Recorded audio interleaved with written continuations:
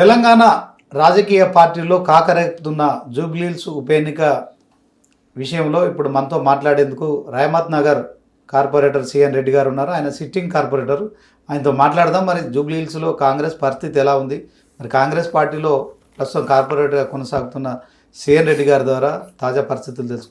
అన్న నమస్తే. నమస్తే అన్న చెప్పండి అన్న, ఒక కార్పొరేటర్గా మీరు రహమత్ నగర్లో జూబ్లీహిల్స్ అసెంబ్లీ కాన్స్టిట్యూషన్ పరిధిలో ఉన్నారు కదా, కాంగ్రెస్ పార్టీకి సంబంధించి కావచ్చు 20 ఏళ్ళుగా కూడా ఇప్పుడు 20 ఏళ్ళుగా అధికారంలో కాంగ్రెస్ ఉంది, అంతకుముందు బీఆర్ఎస్ పార్టీ ఉంది. సో ఓవరాల్గా చూసుకున్నట్టయితే మీలాంటి కార్పొరేటర్లు ప్రజల్లోకి ప్రతినిత్యం వెళ్లాల్సిన పరిస్థితి. ఎందుకంటే హైదరాబాద్ ఓటర్లు చైతన్యవంతులు. పొద్దున మీరు అందుబాటులో లేకుంటే ఫోన్లు చేయడము, ఇంటి ముందట కూర్చోవడం, అవసరం అనుకుంటే మీడియాతో మాట్లాడడం లాంటి కార్యక్రమాలు ఉంటాయి. సో అప్పుడు బీఆర్ఎస్ ప్రభుత్వంలో ఎలా ఉంది అభివృద్ధి, ఇప్పుడు కాంగ్రెస్ ప్రభుత్వంలో అభివృద్ధి ఎలా ఉంది? వెరీ సింపుల్ అన్న. ఇప్పుడు బీఆర్ఎస్ ప్రభుత్వం గత 10 సంవత్సరాల కాలంలో పేద ప్రజలకు ఎప్పుడు కూడా దగ్గర కాలే. నేను ఒకటే ఎగ్జాంపుల్ చెప్పగలుగుతాను. 10 సంవత్సరాల కాలంలో ఒక రేషన్ కార్డు కూడా వంచిన దాఖలు లేని ప్రభుత్వం ఏదైనా ఉంది ఈ చరిత్రలో అంటే అది ఏకైక ప్రభుత్వం బీఆర్ఎస్. 10 సంవత్సరాల తర్వాత అతి తక్కువ కాలంలో ఒక 1.5 ఇయర్లో దాదాపుగా లక్షల రేషన్ కార్డులు పంచిన ప్రభుత్వం కాంగ్రెస్ ప్రభుత్వం.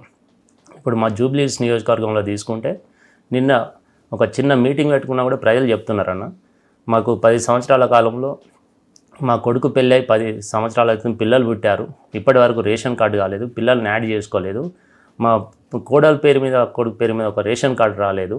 బీఆర్ఎస్ ప్రభుత్వంలో 10 సంవత్సరాలు చేయని పనులు కాంగ్రెస్ ప్రభుత్వంలో ఒక 1.5 ఇయర్లో చేశారని చెప్పేసి అందరూ కూడా ప్రజలు అప్రిషియేట్ చేస్తున్నారు. అంటే ఈ విధంగా మాకు రేషన్ కార్డు కావచ్చు, సన్నబియ్యం కావచ్చు, ఉచిత బస్సు ప్రయాణం కావచ్చు, ఒక్కొక్క కార్యక్రమం తీసుకుంటే ప్రజలకు చేరువ చేసే కార్యక్రమాలు మన కాంగ్రెస్ పార్టీ చేస్తుంది. కాంగ్రెస్ ప్రభుత్వం పేద ప్రజలకు అండగా ఉంటుంది.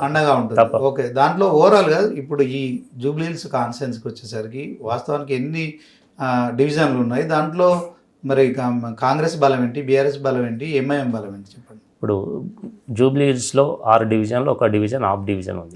6.5 డివిజన్లు అనుకోండి. 6.5 డివిజన్లో 2 డివిజన్లకు ప్రాతినిధ్యం వహించే కాంగ్రెస్, 2 డివిజన్లు ఎంఐఎం, 2 డివిజన్లు బీఆర్ఎస్. గతంలో చూసినట్లయితే మనం